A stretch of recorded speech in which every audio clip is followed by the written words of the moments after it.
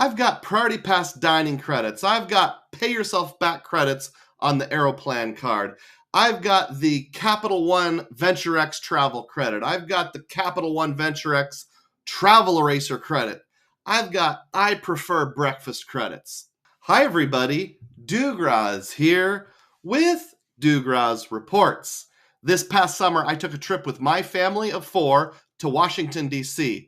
And all those credits I just described put together, plus the value of points and miles themselves, took what would have been a trip that cost over $21,000 and brought it down to a trip that cost around $1,400. Want to know how I did that? Well, let's keep watching. And before I dive into those details, please click the thumbs up button and subscribe to the channel. Let's dive in.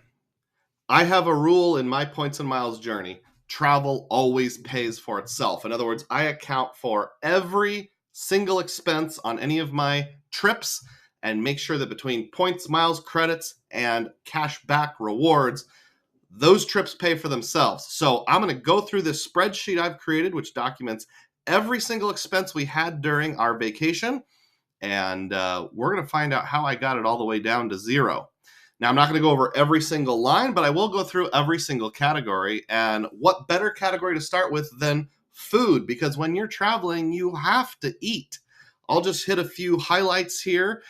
These first 4, American Tap Room, that is the Priority Pass restaurant that's inside the Washington Reagan National Airport. We flew from Des Moines to Washington Reagan on June 27th.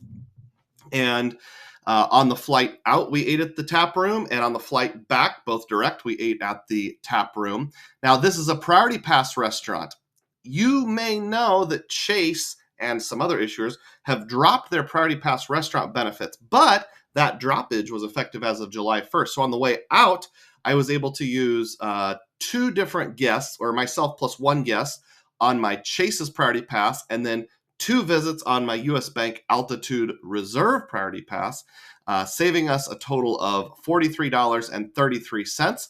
The only part it didn't cover is the tip. So you'll notice these 2 say PP next to them. That stands for Priority Pass. And then on the way back out, the exact same thing, just different dollar amounts. $86 for the food, $10 for the tip, and the Priority Pass covered the $86 on that time too. So that was 2 charged to the Chase CSR before they dropped the Priority Pass, and then 6 charged to my U.S. Bank Altitude Reserve. You get 8 per year, so I've got 2 left on that. The Dockside restaurant was the restaurant inside the IHG Intercontinental at the Wharf, and we ate there multiple times, both breakfast and dinner. And you'll see the different amounts listed here. And they all say PYB, which stands for Pay Yourself Back. Those charges went on my Chase Aeroplan card. And this card has a Pay Yourself Back feature where you can wipe out travel charges at a rate of 1.25 cents per point. What I have found handy is that if you go to a hotel that has a restaurant inside, go ahead and make this guy your card on file, and then when you finish your meals at a restaurant, just have it charged to the room. At the end, it'll all go on that card, and you can just use that 1.25 travel eraser Pay Yourself Back feature to wipe out those charges. Same thing at the Embassy Suites. There's a place called the Brickstone Pub we ate. That had free breakfast, but we did have a few evening meals there. And then if you look down here, the Gold Cup Bar and Diner at the Salamander Resort, that was the 3rd place we stayed at, and I'll come back to that in a few moments. Same thing, charge it to our room while eating a meal, pay yourself back. That one was kind of expensive. Those meals were an average of $160 to $170 each. And then as far as other places where you would eat food, it just varied. These are non-hotels, so they didn't code as travel. We started our trip during the month of June, the 27th through the end of the month. Those charges went on my Chase Freedom Flex card because during the second quarter, the quarterly bonus category was dining, and I was getting 7 points per dollar on dining with that.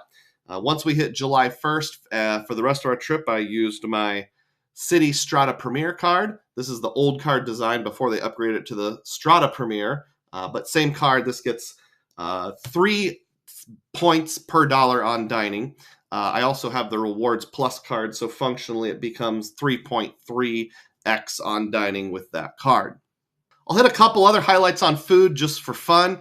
The favorite restaurant of the trip was a place called the Old Ebbitt Grill, where I had the best pork chop that I've ever eaten in my whole life.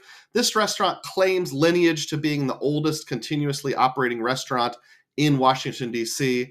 They do a little bit of creative math to get there because it's like a company bought out a company who bought out a company. But if you trace this jagged line, it goes back to like the time of President Grover Cleveland or something like that. That was a really good place to eat. There was this hole in the wall called the Lincoln Waffle House because it's near Ford's Theater. There was literally nothing historic about it, but it was kind of a fun, greasy spoon place to eat. And then you'll notice I have one called Hello, More Delicious Food Guys, food trucks. We ate at a food truck one time when we were outside one of the Smithsonian galleries, and there was this lady who just kept yelling out of the truck, "Hello, more delicious food, guys?"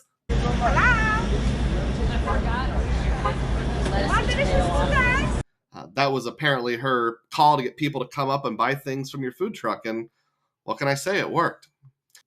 So as you can see here at $2,508, food was our single biggest expense that was not directly covered by points and miles. Of course, lodging would be the biggest expense if it weren't for points and miles. But still, taking a trip with 2 teenage boys and a family of 4, $2,500 on food for 12 days, that's a pretty penny. That's a lot. So you got to have some ways to kind of knock that down, and we'll get to that in just a little bit. Let's move on to the next category, which is snacks. Of course, if you're traveling with a family, you got to have snacks. I won't read over all of them, but you'll notice there's some here that were in a hotel that say PYB off to the right. So again, these were put on my Aeroplan card, charged to the room, and then I was able to wipe them out at that 1.25 cent per point ratio. I'll hit just a few highlights for fun here. So the last place we stayed was the Salamander Resort in Middleburg, Virginia. And you'll see a line here that says mystery beverage for $11. In the hotel room, they had an honor bar, which is basically a wet bar, one of those little mini fridges. You open it up, it's stocked full of pop and beer and that kind of stuff. And of course, if you take one out, they're going to charge you big bucks. We had some Gatorade that we'd picked up at a grocery store or something like that we wanted to keep cold. So I moved one bottle of locally brewed beer out of the refrigerator, put it on the shelf right next to the refrigerator or above it, put the Gatorades in, close the door to keep it cold. Well, somewhere between the first night and the end of our trip, that bottle of beer disappeared. So we got charged for $11 for something that we didn't even drink. That's why I'm calling it the mystery beverage. But I'm not going to fight it over $11. I just wiped out the charge. And actually, they gave us a pretty good deal. I'll come to that a little later in the video. Other interesting points, Heba Ice Cream Food Truck. This was a food truck near the National Archives in D.C., and it's just really fun to get ice cream. And then pinstripes. So a little story about pinstripes. A couple days earlier, we went to the National Art Gallery, and we all liked it, but my wife loved it. It's old art from like the Middle Ages and the Renaissance. They do have a modern art section, which may or may not be your cup of tea, depending on a variety of factors. While we all enjoyed it, my wife loved it so much she wanted to go back for a second day, but the boys didn't really want to. So I made an arrangement where we would take an Uber with 2 stops. The first stop would be to drop her off at the art gallery and then continue on with the boys and I to Pinstripes, which is a restaurant bowling alley combined. So we were able to eat at Pinstripes. I listed as snacks because it wasn't really a meal. It was like later than lunch, but before supper. So I guess I'll call it a snack. $38.63. That one actually I charged to my US Bank Altitude Reserve on my phone with tap to pay. So functionally getting the equivalent of 4.5% cash back on that. So if we total up all the snacks and put them together, you'll see it's $160.83. Brief explanation of how I did our lodging. We spent the first 4 nights at the Intercontinental at the Wharf. That's an IG hotel. Got the 4th night free. We spent the next 5 nights at the Embassy Suites by Hilton, which is right in the heart of DC. got the 5th night free. And then after that, we decided to leave DC proper, drive into Northern Virginia, and there's a little town called Middleburg where we stayed at a place called the Salamander Resort using Choice Hotel points. Now, because that last leg of the trip was outside of DC, we weren't able to use public transit, so I had to rent a car. And that's why there is a small amount of a gas expense here. You'll see one stop at a Shell station, $35.22. We didn't do a lot of driving, mostly just drove to the resort. It's about an hour outside of DC. Drove back, maybe went to a McDonald's once or something like that. Also, it was a hybrid, so it didn't use a whole lot of gas. So just a whopping $35.22 for gas. Lodging. The only out-of-pocket lodging was at our first hotel, and that was the Intercontinental by IHG. Unfortunately, that particular resort charged resort fees, and it was $34.79 per room per night. Bear in mind, we had 2 rooms, one for the missus and I, and one for the kids, and 4 nights. While some programs like Hilton and Hyatt will waive resort fees if you use all points, Intercontinental does not. So if you take that $34 and change times 8, you get $278.32.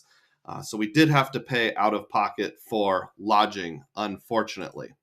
Next up is activities, or you might say sightseeing. And I'll just hit each of these real briefly. Bowling at Pinstripes, aforementioned, $114. The Smithsonian's. Now, the great thing about the Smithsonian museums in Washington, D.C. is they are free. Now, caveat, free. In the sense that they don't charge an admission fee, but boy, I tell you what, they more than make up for it with their cafeterias and stuff. For example, here's the American History Museum cafeteria, $68. Ooh, not too bad for, food that's not the best in the world. I'll put a picture on the screen here if I can to show you all of what we got for $68. The Air and Space Museum in downtown DC asked for a donation. I gave them $2.30. They had an IMAX, which was $36. I'll skip over this one and come back to it. We saw the National Cathedral. That is sort of like the official cathedral of the nation, although it's not an official government function. I believe it's an Episcopalian church. But that was very lovely. We took a tour there.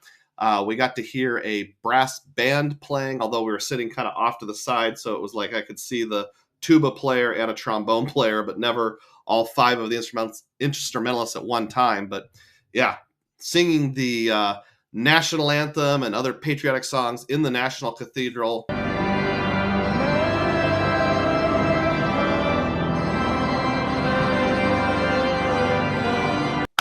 America. That was pretty awesome. And then Mount Vernon, of course, is the home of George Washington. I like to visit presidential graves. Woodrow Wilson's buried in the National Cathedral. George Washington's buried at Mount Vernon. We got JFK at Arlington National Cemetery we went to. William Howard Taft at Arlington Cemetery. So I picked up 4 new presidential graves on this trip. Anyhow, Mount Vernon was $120. I put every single one of these on the Aeroplan card, I think, except for Pinstripes. I think I did that on my Altitude Reserve. But every single one of these on my Aeroplan card, hoping it would code as travel, and they didn't. Not even the museums, except for one, and that was a Viator DC Monuments Electric Cart Tour. And my family says this was the highlight of the trip. It was like the heavens parted and God saw favor upon us, because it was really hot the entire time we were there, except for one day. I think it was a Tuesday. It was down in the 70s, kind of cloudy, but not really rainy, and low humidity. Just a beautiful day. Anyway, we booked it through Viator, so it did code as travel, and I was able to pay myself back. It's basically a tour of all the major monuments on a cart. And by cart, I mean, think of like an electric golf cart, but bigger. So there was, I think, 3 rows or maybe 2. I don't remember, but it was like driver and my wife and I, and then the boys in the back. We got to see the Jefferson Memorial, the MLK Monument, the Lincoln Memorial. And because it's a cart, you can park in places you normally can't park. And I would totally recommend that. Don't get me wrong. $450 is a lot of money. But if you want to see all the monuments up close and have a personal tour guide well worth it. You could book it as a group tour and it was a little cheaper, or a private tour where you pay one lump sum for up to 6 people. That's a little more expensive, but that's what we did because then we got to go at our pace. We stopped at bathrooms whenever we wanted to. We didn't have to be beholden to any other family. And the tour guide, his name was Chris, did a great job just for us. 10 out of 10, would recommend. All the activities put together came out to $809. The next section is miscellaneous. Of course, when you travel, you're always going to have miscellaneous expenses, especially with a family. You got to buy sunscreen, mouthwash, over-the-counter medication, something to drink, whatever, souvenirs. And I won't go over all of these individually, but just one that I did want to mention. It says laundry at Embassy Suites, $55. That is a lot of money, don't get me wrong. But one thing I really liked at the Embassy Suites, the one we stayed at in the middle for 5 days, they had a laundry room. There's only 3 washers and 3 dryers, but boy, that laundry room came in handy. I was hoping some of it would code as travel, and it didn't. So I put some on my Aeroplan card until I realized it didn't code as travel. So from then on, I used my Altitude Reserve. Washing clothes is a big deal, especially in 90 to 100 degree weather with 95% humidity, which is what Washington, D.C. is in parts of the summer. Very, very hot. A washing machine really came in handy. In fact, if you were to ask me which did I like better, the Intercontinental or the Embassy Suites, you might think I'd say the Intercontinental. It was definitely fancier. We got a free upgrade. Don't get me wrong. There was nothing bad about it. But the fact that I had to pay for breakfast, it wasn't free because with the IHG card, you get platinum status, which is the second highest, but not the highest. So I didn't get free breakfast. And you had to pay those $30-some a day in resort fees. And then I look at the Embassy Suites. Yeah, it's not quite as fancy, but it had free breakfast, free snacks and soft drinks in the afternoon, laundry facilities, and no resort fees. For a real tightwad like me, Embassy Suites it was. Anyhow, laundry at Embassy Suites, $55. That was probably several loads over the course of 3 or 4 days. Miscellaneous total, $302.69. The last standalone category is transportation. You got to get around. So there was a few different things that counted as transportation. We've got parking at the Udvar Hazy Air and Space Museum, which is the branch closer to Dulles Airport, where they have more space and some bigger stuff, like the SR-71 Blackbird and like the Space Shuttle. Here's a section about all the different ride shares. Now, I was kind of a ride share virgin coming into all of this, or close to it. I'd only taken 2 ride shares before in my whole life before this trip, one of which was in Sweden. So in DC, we did a whole bunch of Uber and Lyft. I always checked the app to see which was cheaper. Lyft has an option that's like wait and save, where you can wait up to 15 minutes and save quite a bit. And we did that quite a bit. Sometimes we had to wait the full 15 minutes, but most of the time we only had to wait 2 or 3 extra minutes, and that was worth doing. Sometimes Uber was cheaper, sometimes Lyft was cheaper, so we kind of spread it around. You'll see I put the charges on 3 different credit cards here. I have Lyft on CSR, just because I think the first time I did a Lyft, I accidentally left the Sapphire Reserve as the default card, so $10.31 went on there for one particular ride. Don't get me wrong, the CSR is great with Lyft. Right now you get 10 points per dollar. But if you think about like cashing out, paying yourself back, that's really only like 1.1 cents per point. If I'm going to use Chase points anyway, I might as well transfer it over to my Aeroplan card and get 1.25 cents per point. So some of my Lyft went on the Aeroplan card. I think that was 2 rides, $18.50. But ultimately, I settled on doing most of it on my Capital One Venture X, just because I have over 100,000 Venture X points and I don't really have plans on how to use them, and I can use the travel eraser there. So I ended up putting most of my rideshare on the Venture X. There was airport parking from Des Moines where we departed. The metro is the public transit, like the underground, the subway, and buses, and we used that some while there in DC. Brief unsolicited opinion, I liked the subway better than the buses. The buses were it felt like haphazard and not always on time. And I realize some people are going to say, what do you mean? The buses are great there. I think because I'm in the Midwest and I am in a small metro area, Des Moines, Iowa, anything more than 3 minutes late seems like a big deal to me. I mentioned renting the car from Hertz for our last 3 days when we went to the Salamander, and that was $353.12. And that also went on my Capital One Venture X card. And then the taxes and fees on our flights to get there was $5.60 per person per direction. So that's 8 of those, $44.80. I will put a refer a friend link for my VentureX card down in the description box.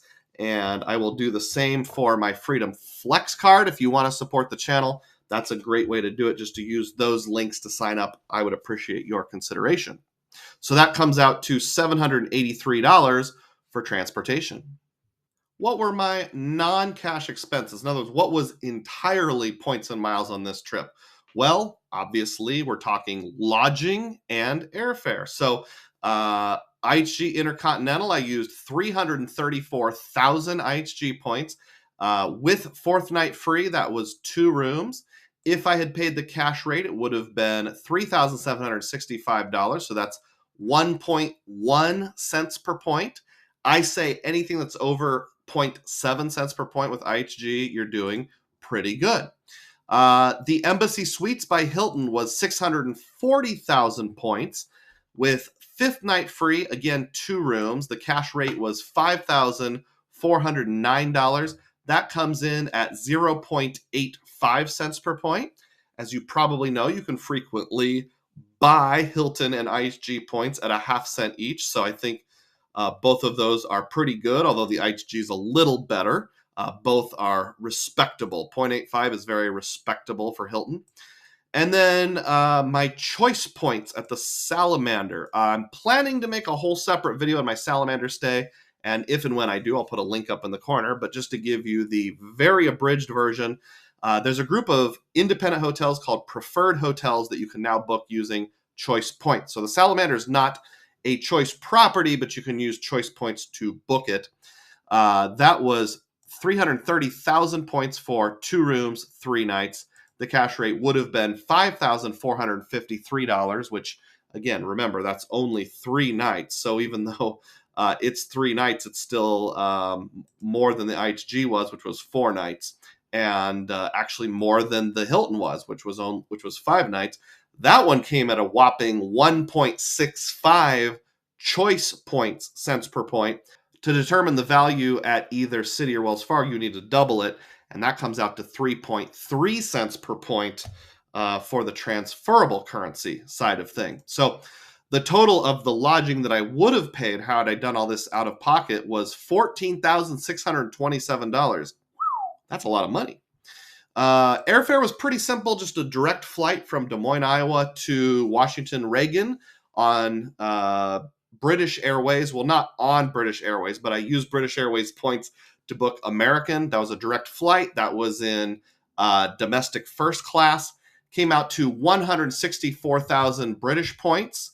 That's 20,500 each at 8 segments. So 4 people flying out, 4 people flying back. 8 segments. Cash price would have been $2,328, which comes to 1.42 cents per point. Not much to write home about, but still very respectable.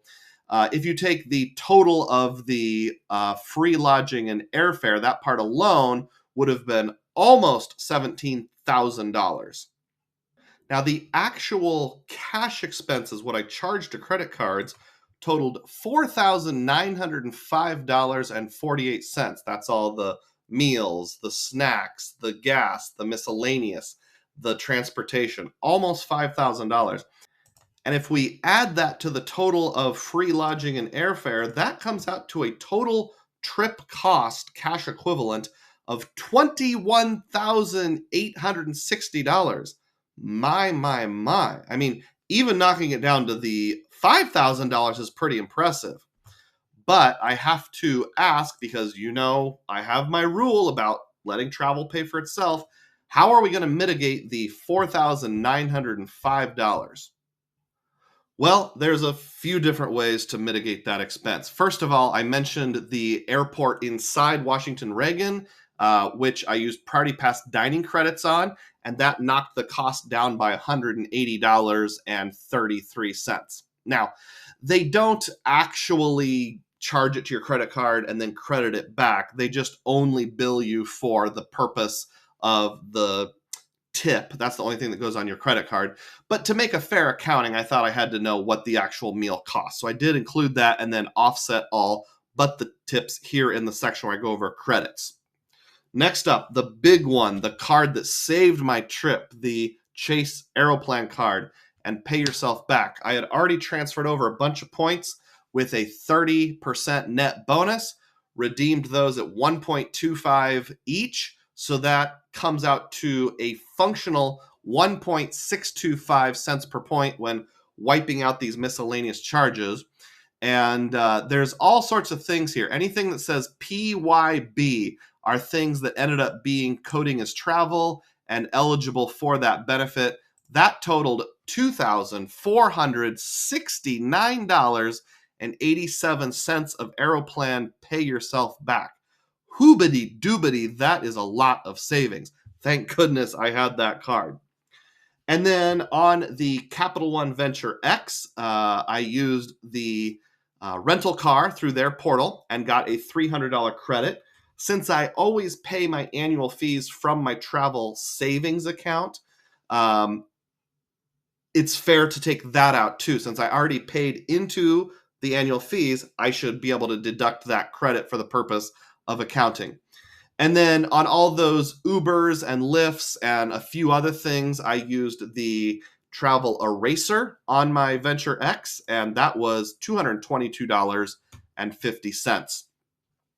It says here, I prefer breakfast credits. So a quick story here. At the Salamander Hotel, there was this random promotion, hat tip to Matt Clausen for telling me about it, whereas if you have the Aeroplan card, you can temporarily, I think it was for 6 months, match to the highest status of I Prefer. I Prefer is the rewards program for preferred hotels, and they are the hotel group that I had status with temporarily at the Salamander Resort, even though I used choice points to book it. Now, there was a little bit of a confusion early on when I checked in. Someone told me when I called down to the office that I could use my I Prefer breakfast credits and get $80 per room per day deducted from breakfast.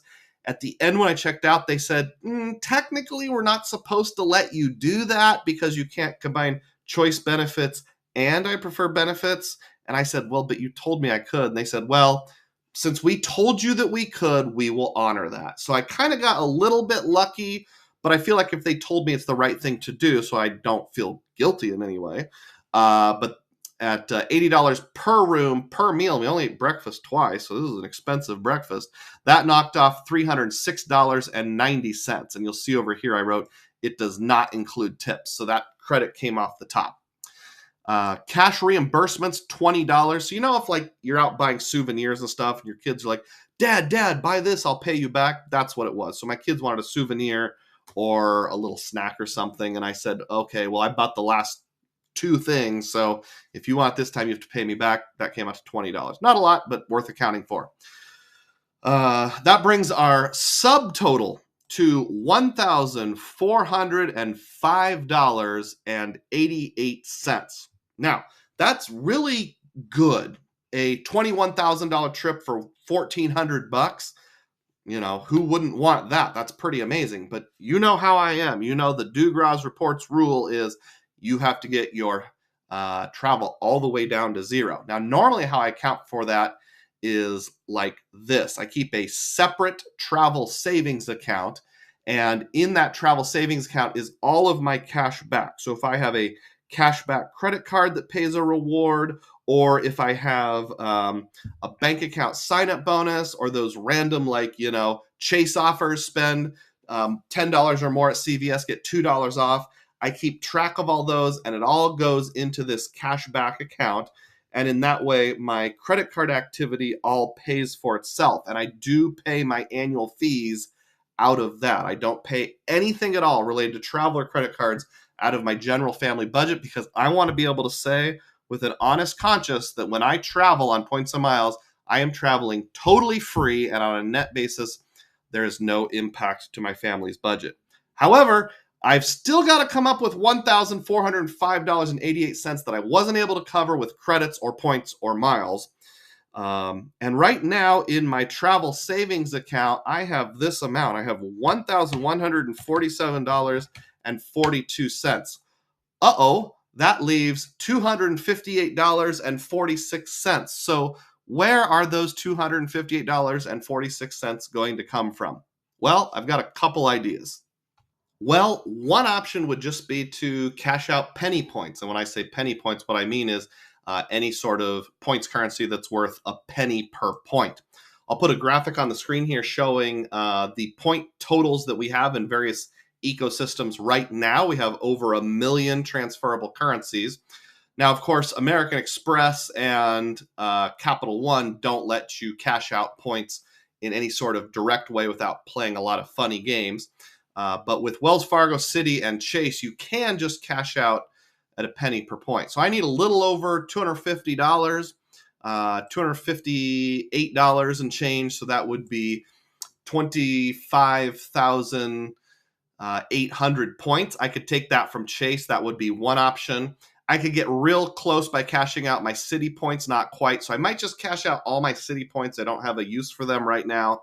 And a few Chase points, maybe some Wells Fargo points. That would be one option, just straight up cashing out points. The other option actually pertains to a new card that I just signed up for. Well, technically, my wife just signed up for, and it just came in the mail literally yesterday. That's the American Express Business Platinum card. And she got a targeted 250,000 point offer on that. A 250,000 points. That's a lot of points. So one unique feature about the Business Platinum card with American Express is that if you have the card and a business checking account, which you can open for free and actually get a little bit of a bonus on that, you can cash out your Amex points at a penny per point, which you normally aren't able to do by moving it into that business checking account. So once we take her current total of 167,000 Amex points, add that 250,000 points, that would be 417,000 points. There would be more than enough to cover both the annual fee on the card itself and the shortfall of $258 and be okay. So I might just kind of loan myself some money from family budget for a month or so, maybe 2 months until I can hit the sub on that. It would be more like 2 months, and then just use those points. Might even cash out a few more to help build up my cash back balance, because it is going to be all the way down to zero once I do these things. Let me know which of those you think I should do, whether I should use Chase, Citi, Wells Fargo points, or hold off and take advantage of Player 2's Amex points once she gets it. I know different people have different opinions on what ecosystems are most valuable, but in the long run, using one of those techniques, I'm going to get the total down to zero.